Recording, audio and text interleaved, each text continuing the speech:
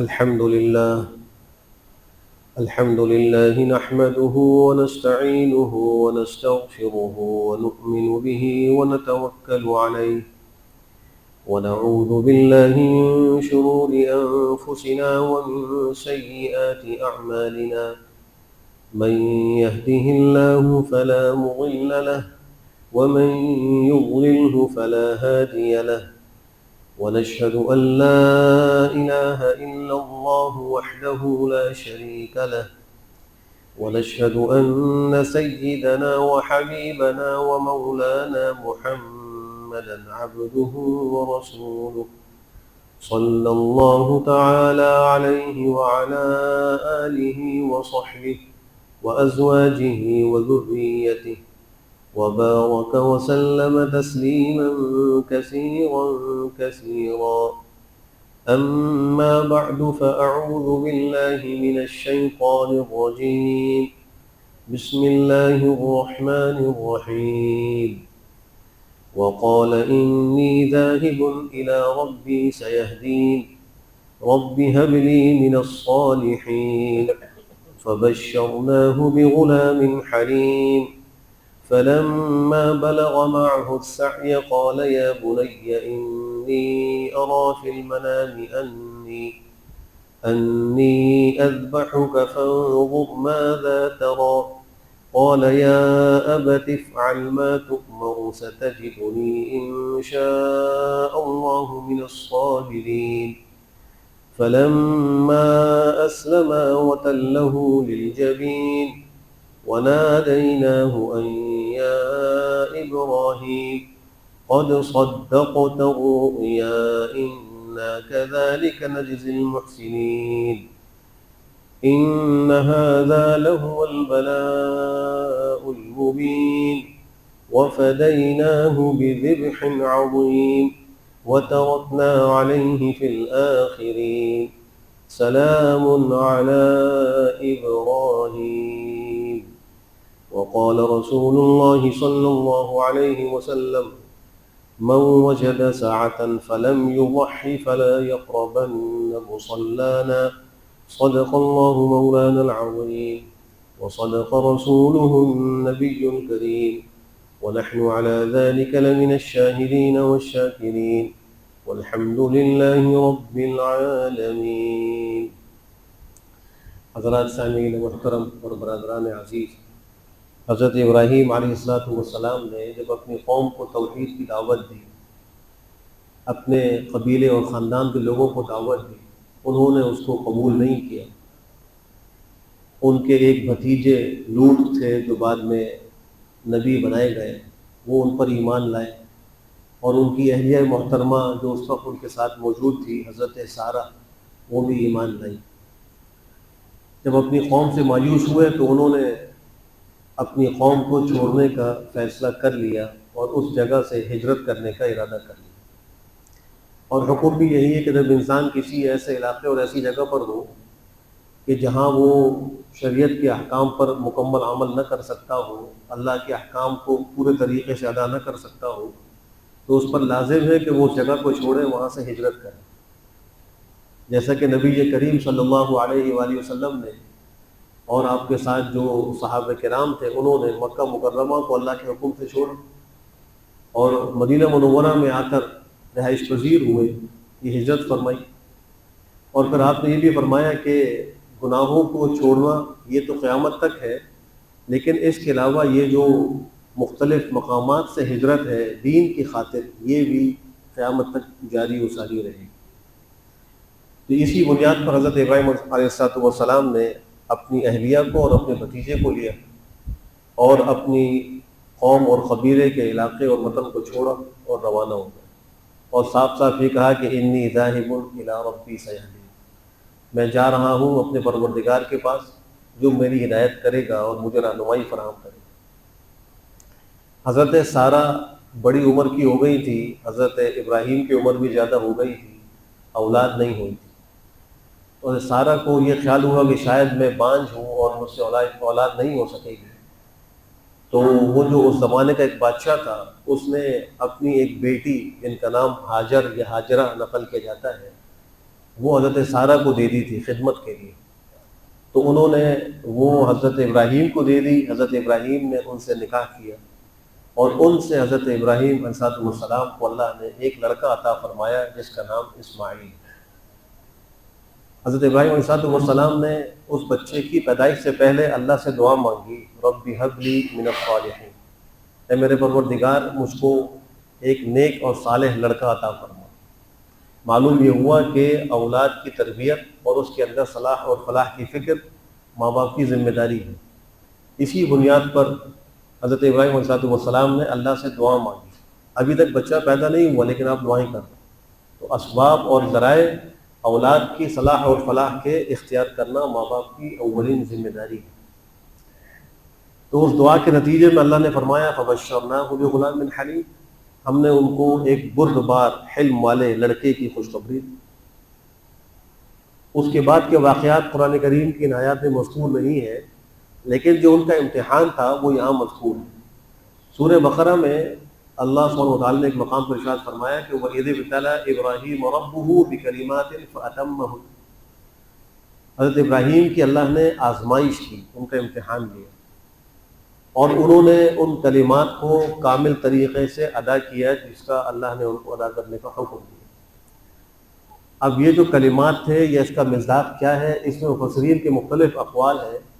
جو جامع اور راجح قول ہے وہ یہ ہے کہ حضرت ابراہیم علیہ السلام پر جو آزمائشیں آئیں اور جو انہوں نے بڑی بڑی قربانیاں دی، یہ وہ امتحان تھے، یہ وہ کلمات تھے جن کے مکمل کرنے کا ان کو حکم تھا۔ ان بڑی بڑی آزمائشوں میں ایک آزمائش یہ تھی کہ اپنے والد کو، اپنے خاندان کو، اپنی قوم کو اور اپنے وطن کو چھوڑ کر ہجرت کرنا، یہ بہت بڑی آزمائش تھی۔ یہ اتنا آسان نہیں ہے، زبان سے کہنا تو آسان ہے، لیکن جن لوگوں پر یہ کیفیات بیتی ہوں ان سے پوچھا جائے کہ یہ کتنا تکلیف دہ اور کتنا مشقت کام ہوتا ہے۔ اسی طریقے سے پھر ان کو حکم یہ ہوا کہ اپنے شیرخوار بچے کو اور اپنی اہلیہ کو مکہ کی لخدق وادی کے اندر چھوڑ کے چلے گئے، جہاں نہ کوئی آدم نہ آدمزاد اور نہ کوئی زندگی گزارنے کے لیے اسباب اور وسائل، نہ کھیتی باڑی، نہ باغبانی، نہ کوئی مارکیٹ، نہ کوئی دکان، لیکن حکم یہ تھا کہ وہاں چھوڑ کے چلے گئے۔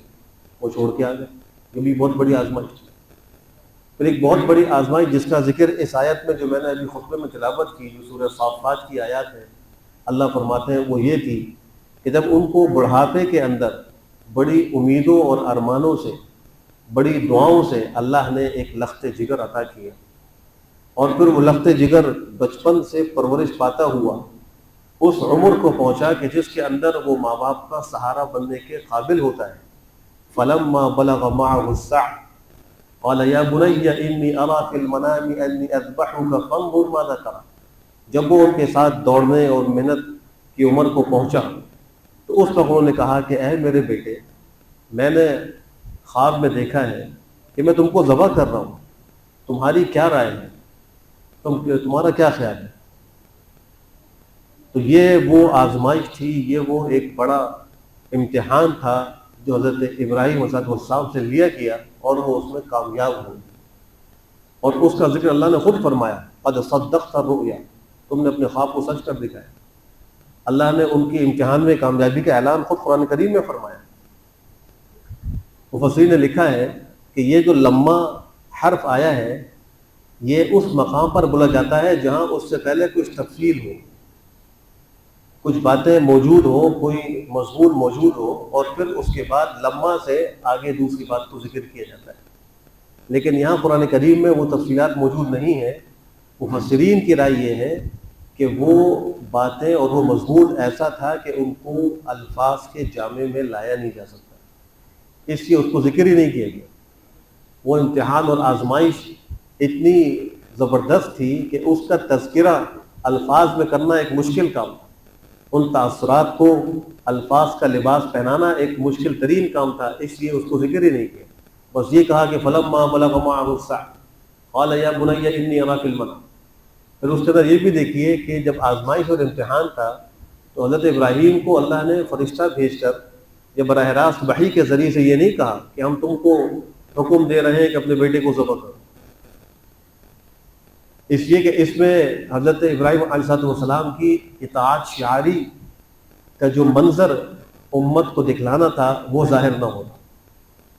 صریح حکم کے بعد تو عمل کرنا اتنا مشکل نہیں ہے، لیکن آزمائش امتحان وہاں ہے کہ جہاں ان کو خواب میں خالی دکھایا گیا، اور خواب میں بھی یہ نہیں کہا گیا کہ تم یہ ذبح کرو، بلکہ یہ دکھلایا گیا کہ وہ اپنے ہاتھ سے اپنے بیٹے کو ذبح کر رہے ہیں. ایک منظر دکھایا جس کو وہ کہتے ہیں کہ انی ارا فی المنام، میں نے دیکھا ہے خواب میں، انی اذبحک، کہ میں تم کو ذبح کر رہا ہوں. یہ نہیں کہہ رہے کہ میں نے خواب میں یہ دیکھا ہے کہ مجھے حکم ہو رہا ہے کہ اپنے بیٹے کو ذبح کروں، یہ بھی نہیں کہا. یعنی نہ خواب میں کوئی حکم دیا، نہ جاگتی آنکھوں کوئی وحی کے ذریعے حکم دیا، بلکہ خواب میں منظر دکھلایا کہ انی اذبحک، میں تم کو ذبح کر رہا ہوں. اس وقت ان کی عمر کیا تھی؟ بعض حضرات فرماتے ہیں ان کی عمر تھی 13 سال، اور بعض فرماتے ہیں کہ وہ بلوغ کو پہنچ چکے تھے. اب حضرت ابراہیم عمر کے آخری حصے میں بڑھاپے میں، اور ارمانوں اور دعاؤں کے بعد حاصل ہونے والی اولاد جو اب جوانی کی دہلیز پر پہنچ چکی ہے اور ماں باپ کا سہارا بننے کے قابل ہو رہی ہے، اس کے بارے میں خواب میں دکھلایا جا رہا ہے کہ آپ اس کو ذبح کر رہے ہیں. تو حضرت ابراہیم علیہ السلام نے متواتر 3 دن یہ خواب دیکھا. اس خواب میں انہوں نے کوئی تعویل نہیں کی، کوئی حجت بازی نہیں کی کہ یہ ایسی ہو سکتا ہے خواب ہو سکتا ہے کہ اس کا کوئی اور مطلب ہو، چلو کچھ انتظار کر لیتا ہوں، شاید وحی کے ذریعے مجھے رہنمائی حاصل ہو جائے گی. 3 دفعہ متواتر دیکھنے کے بعد انہوں نے بیٹے کو فوراً صاف صاف کہا فانظر ماذا ترى. اب دیکھیے کہ اس بیان میں وہ اس خواب کے تذکرے میں پہلے کہہ رہے ہیں یا بنی، اے میرے بیٹے. یہ بڑا شفقت کا کلام ہے. انسان جب اپنی اولاد سے مخاطب ہو، اگر وہ شروع میں کہے کہ اے میرے پیارے بیٹے میں تم سے ایک بات کرنا چاہتا ہوں، تو اس میں کتنی شفقت ہے، کتنی مٹھاس اور حلاوت ہے. تو اس میں یہ سبق بھی ہے کہ ماں باپ کو اپنی اولاد سے جب گفتگو کرنے کی نوبت ہو تو محبت کے ساتھ، شفقت کے ساتھ، تو تڑاک کے ساتھ نہ ہو، بد تہذیبی کے ساتھ نہ ہو، سختی اور غصے کے ساتھ نہ ہو، بلکہ اس کو پیار اور محبت سے پکارا جائے. یہ بھی اولاد کے حقوق میں ایک حق ہے. اسی طریقے سے اگر کوئی کام کرنا ہو تو اس میں اگر اولاد صاحب رائے ہے، سمجھدار ہے، کوئی شعور ان کو ہے، تو ان سے مشورہ بھی کرنا چاہیے. یہ سبق بھی انہی آیات سے حاصل ہو رہا ہے. اسی حضرت ابراہیم اپنے بیٹے سے کہہ رہے ہیں فانظر ماذا ترى، تمہارا کیا خیال ہے.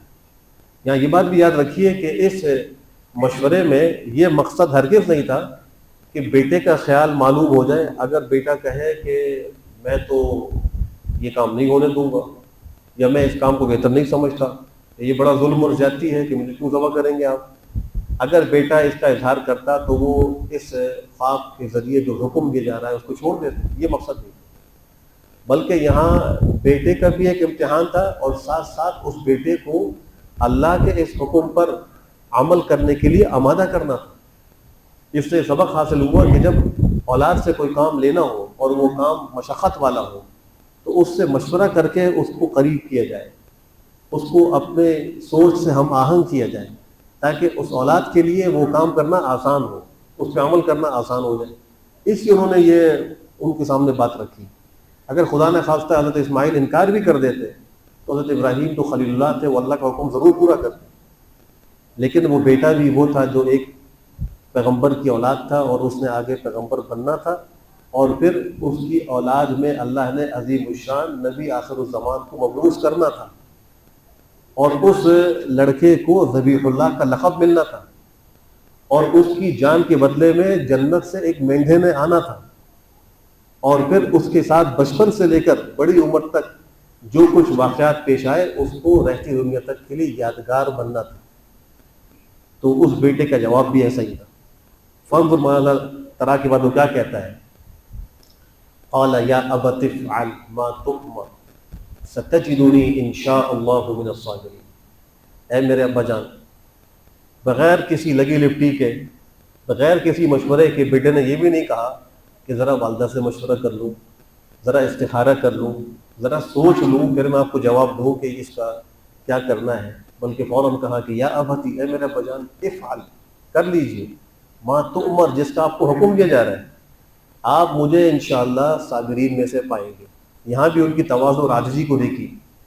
ایک تو انہوں نے کہا انشاءاللہ، معلوم یہ ہوا کہ انسان کو اپنے اوپر پورے یقین کے ساتھ کسی کام کے کرنے کا اظہار نہیں کرنا چاہیے، بلکہ اللہ کی مشیت پر موقوف کر کے اس کا اظہار کرنا چاہیے کہ میں انشاءاللہ یہ کر لوں گا، یا انشاءاللہ میں یہ سفر کروں گا، یا انشاءاللہ میں یہ کام کروں گا، تو وہاں انشاءاللہ کہنا چاہیے۔ تو انہوں نے بھی جس صبر کا اظہار کرنا تھا اس کو کہا کہ انشاءاللہ، پھر یہ نہیں کہا کہ میں صبر کر لوں گا یا میں بڑا صابر ہوں، بلکہ کہا ستجدنی انشاءاللہ من الصابرین، آپ مجھے صبر کرنے والوں میں پائیں گے۔ اس کا مطلب یہ ہے کہ یہ میں صبر کروں گا یہ میرا کوئی کمال نہیں ہوگا، بلکہ اللہ کے اور جو صبر کرنے والے بندے ہیں ان بندوں میں بھی انشاءاللہ میں شامل ہو جاؤں گا۔ اللہ کی توفیق سے، اللہ کی مشیت سے میں ان بندوں میں شامل ہوں گا، اور آپ مجھے ان بندوں میں پائیں گے جو صبر کرنے والے۔ جب بیٹے کی یہ بات انہوں نے سن لی تو بعض تفسیری اور تاریخی روایتوں میں موجود ہے کہ وہ گھر سے اپنے بیٹے کو قربان کرنے کے لیے لے کر چلے، ایک چھری بھی ساتھ رکھی۔ حضرت بی بی ہاجر نے پوچھا کہ کہاں جا رہے ہیں؟ تو کہا کہ بس جنگل جا رہا ہوں۔ یہ نہیں کہا کہ بیٹے کو ذبح کرنے جا رہا ہوں، وہ سمجھے کہ شاید لکڑیاں کاٹنے کے لیے جا رہے ہیں۔ جب وہ تشریف لے گئے تو شیطان انسانی شکل میں حضرت بی بی ہاجر کے پاس آیا اور آ کر کہا کہ تمہیں معلوم ہے تمہارا شوہر اور تمہارا جو بیٹا ہے وہ کہاں گئے ہیں اور کس کام کے لیے گئے؟ تو انہوں نے کہا کہ نہیں مجھے معلوم نہیں، شاید وہ جنگل گئے ہوں گے، لکڑیاں کاٹنے کے لیے گئے ہوں گے۔ تو کہا کہ نہیں وہ تو اپنے بیٹے کو ذبح کرنے کے لیے گئے ہیں، اور وہ یہ کہتے ہیں کہ مجھے پروردگار نے حکم دیا ہے کہ اپنے بیٹے کو ذبح کرو، تو تمہارے اکلوتے بیٹے کو وہ ذبح کرنے کے لیے گئے۔ تو حضرت بی بی ہاجر نے فوراً کہا کہ اللہ کا حکم کہا ہے؟ انہوں نے کہا اللہ کا حکم۔ کہا ٹھیک ہے، جو اللہ کا حکم ہے پورا کر۔ وہ ماں بھی کیا ماں ہوگی جو اللہ کے حکم کے آگے اپنا بیٹا قربان کرنے کے لیے بخوشی راضی ہے، نہ وہ کوئی ناشکری کا کلمہ کہہ رہی ہے، نہ وہ چلا رہی ہے، نہ وہ کوئی شور کر رہی ہے۔ وہ یہ کہہ رہی ہے اگر میرے پروردگار کا حکم ہے تو جان بھی حاضر ہے، بیٹا بھی حاضر ہے، شوہر بھی حاضر ہے، مال بھی حاضر ہے۔ اس میں بھی یہ سبق ہے، بالخصوص خواتین کے لیے سبق ہے کہ وہ اپنی زندگی کے معاملات کے اندر اس بات کو ضرور دیکھیں کہ ہمارے پروردگار کا کیا حکم ہے، اللہ کا کیا حکم ہے۔ اگر جب ان کو معلوم ہو جائے کہ اس مسئلے میں اللہ کا یہ حکم ہے تو پھر اس حکم پر عمل کرنے کے لیے ہر چیز کی قربانی دینے کو تیار ہو جائیں۔ یہ اس واقعے کا سبق ہے۔ چنانچہ وہ روانہ ہو گئے۔ جب شیطان یہاں مایوس ہوا حضرت بی بی ہاجر سے، اب وہ ان دونوں عظیم باپ بیٹوں کو پریشان کرنے کے لیے اور ان کے دلوں میں وسوسہ اور شک پیدا کرنے کے لیے ان کے پاس گیا۔ ابھی وہ منا میں پہنچے تھے، یہ وہاں پہنچا اور راستے میں منا کے جو وہ مقام ہے 3 مقامات پر اس نے ان کو بہکانے اور مرغلانے کی کوشش کی۔ حضرت ابراہیم نے جب دیکھا کہ یہ شیطان ہے اور یہ بہکانے کے لیے آیا ہے تو اس کو 7 کنکر اٹھا کر پہلے ایک دفعہ مارا تو وہ زمین میں دھنس گئے۔ پھر آپ بیٹے کو لے کے آگے چلے، وہ زمین سے پھر نکلا، پھر دوبارہ اس نے مرغلانے کی کوشش کی، پھر اس کو 7 پتھر مارے، وہ پھر زمین میں دھنس گئے۔ پھر آگے بڑھے، تیسرے مقام پر پھر وہ زمین سے نکلا اور پھر بہکانے کی کوشش کی، پھر اس کو 7 پتھر مارے۔ اللہ سبحانہ و تعالیٰ کو حضرت ابراہیم کی ادا اتنی پسند آئی کہ اللہ نے اس کو بھی حج کے مناسک میں داخل فرمایا۔ آج حجاج کرام منا کے اندر جمع ہیں اور وہاں وہ اپنی نمازیں پڑھ کر عرفات جائیں گے، عرفات سے مزدلفہ جائیں گے اور مزدلفہ سے پھر منا پہنچیں گے، اور وہ 10 ذی الحجہ کو حضرت ابراہیم علیہ السلام کی اسی یاد کے طور پر جمرہ عقبہ کی رمی کریں گے جو سب سے بڑا جمرہ ہے، اور اس کو 7 کنکر ماریں، اور ان کو ایک ایک کنکر پر اللہ کی طرف سے اجر و ثواب دیے جائیں۔ یہ سارا ان کا عمل عظیم عبادت میں شمار ہوگا۔ اس کنکر مارنے کے لیے جو وہ اپنی قیامگاہ سے چل کر جمرات تک پہنچیں گے، اس ایک ایک قدم پر ان کی نیکی لکھی جائے گی، گناہوں کی معافی ہوگی۔ یہ اس عظیم پیغمبر کی یاد میں اللہ کی طرف سے حکم ہے حاجیوں کو کہ یہ عمل بھی اس پر بھی عمل کریں اور اس حکم کو بھی پورا کریں۔ جب شیطان سے بچ گئے تو اپنے بیٹے کو انہوں نے لٹایا، اس کے ہاتھ اور پاؤں باندھے۔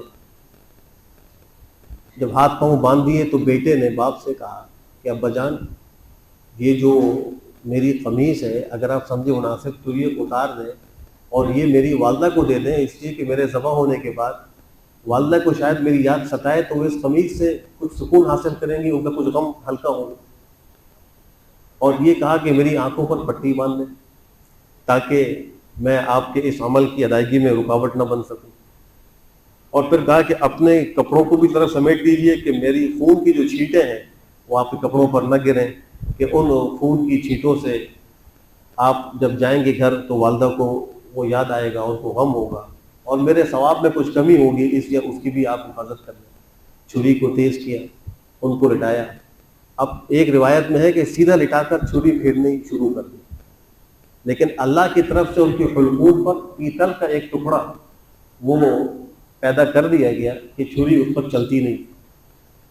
تو بیٹا یہ سمجھا کہ شاید شفقت پدری کی وجہ سے وہ اس عمل پر پوری طرح عمل نہیں کر سک رہے، چھری صحیح طریقے سے نہیں چلا سک رہے، تو کہا کہ ابا جان مجھ کو اوندھا لٹا دیں، پیشانی کے بل لٹا دیں، تاکہ شفقت پدری کی وجہ سے اگر آپ کا ہاتھ نہیں چل رہا تو اس میں کچھ کمی ہو جائے گی، جب آنکھیں چار نہیں ہوں گی، چہرہ میرا نظر نہیں آئے گا، تو اس عمل پر یعنی اس حکم پر عمل کرنا آسان ہو جائے۔